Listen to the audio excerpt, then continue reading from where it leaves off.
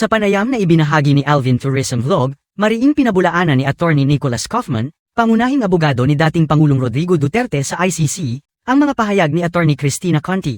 Ayon kay Kaufman, hindi totoo ang sinasabi ni Conti na humiling ang kampo ni Duterte na limitahan ang mga dokumentong pagkakakilanlan ng mga biktima sa mga pambansang ID at pasaporte. Tinawag niya itong malaking kasinungalingan at iginiit na walang ganitong kahilingan ang kanilang kampo. Tungkol naman sa pagiging legal counsel ni Attorney Conti para sa mga biktima, sinabi ni Kaufman na hindi kinikilala ng ICC si Conti bilang kinatawan ng mga biktima. Sa katunayan, may mga ulat na nagpapahiwatig na hindi opisyal na tinanggap ng ICC si Conti bilang legal representative ng mga biktima. Yeah. Okay. Yeah. Hi, sir. Attorney, how are you? And Good how's morning. PRD? He's doing well? He's in good spirits. Okay, thank you. And does PRD have any message for the Filipino people now that May 12 election are fast approaching? He asked for calm and restraint. He knows that there are elections in the offing. He knows that the people are very interested in his welfare. Mm-hmm. And he also knows that there is a tendency, perhaps, for people to get excited Yeah. and not to respect the judicial process. He insists that the judicial process be respected, that there be no interference in that at all. Thank you, Attorney. And Attorney, how do you respond to the ICC judge's rejection of your proposal? Do you believe it undermines the rights of the accused in any way? Well, this whole thing about the judges rejecting my proposal, that never happened. All that happened was that there were two activist victims representatives by the names of Joel Butian and Cristina Conti, who made all sorts of assertions in the press that I had asked to restrict victims' participation in the process by limiting the ID documents that could be used. That never happened. All I was doing was I was relying on what the Philippines social security system requires for ID to be verified in the Philippines. What they don't tell you is that they were not accepted at this present moment in time to be representatives of the victims, rather the OPCV, which is the unit which is dedicated to representing victims at the ICC. So this is not a question of the judges rejecting something that the defence asked for. This was the response that the defence made to the VPRS, which is the internal court unit which is responsible for assessing victims' applications. That's all we did. We made observations. We didn't make a request which was rejected. That's a big lie. Yeah.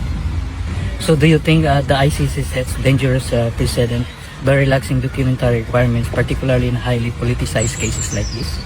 Once again, this whole issue of it being a dangerous precedent is not something that we created. It's something that's in the minds of Joel Butian and others.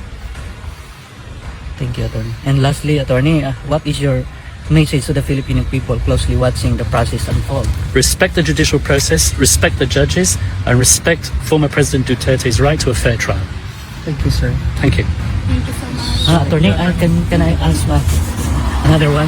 Sir, may we ask if you have already applied for PRD's interim release? Once again, I'm not going to comment on the chronology of that request. There will be a request for interim release in due course, but as I said many times before, certain conditions have to be ripe for that interim release to take place. It's the judges who ultimately decided. Sir, do you think that our former president will be brought back to the Philippines before the confirmation of charges on September 23rd? I certainly hope so. In fact, I can't understand why he is here. He's a Filipino citizen. Yeah. There's a Filipino president in that country who threw a Filipino citizen over here to be tried. Why isn't he in the Philippines? Why isn't he being tried in the Philippines? Yeah. Why is there not a Filipino judge who is trying him? Yeah, exactly, sir. Because that's the sentiment of a lot, if not most of the Filipinos, that he is illegally detained here and that our judicial system is fully functioning well. So we don't understand why the ICC actually took cognizance of what's happening right now. Yes, I fully sympathize with that sentiment entirely. Thank you. sir. Thank you, sir. Thank you, sir. Yung pong abogado ni Tatay Digong, tinanong po siya, ano pong masasabi niyo na nireject? Na nireject po yung request ninyo na higpitan yung ID. Sabi, eto po sabi ni ni Kaufman wala naman po silang na-reject na request. Wala naman po silang request. Yan po ay gawa-gawa lamang, makinig po kayo yan po ay gawa-gawa lamang ni Conti at saka ni, nakalimutan ko isa Buhayin, anong pangalan nun? Basta yung dalawa na leader, mga activist leader na gustong maging representative ng mga biktima. Okay. Pero ang hindi daw sinasabi ni Conti tsaka ni Joe Butuyan.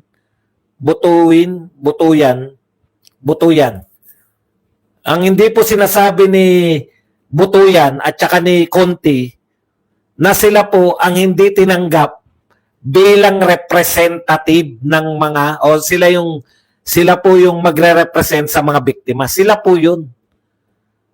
No? Ang sinasabi po lamang tiyakin na ID, hindi po yung passport at ano pala. Wala palang ganun request. Kung walang, ang ibig sabihin, yung ID na kinikilala ng Pilipinas. Yun naman po yung sabi. Kaya wala po nire-reject. Magagaling talaga gumawa ng kwento tong press natin, kasabwat tong mga sila Conti. No? Tayong mga narito, buong akala natin, nag-request sila Kaufman na higpitan, wala naman palang request.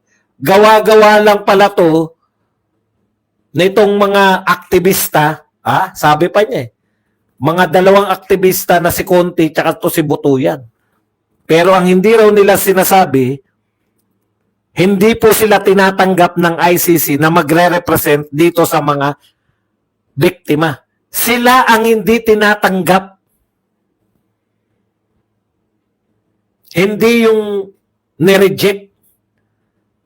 Talagang ganun eh. Pag nag-project sila dito, kala mo talo na tayo eh.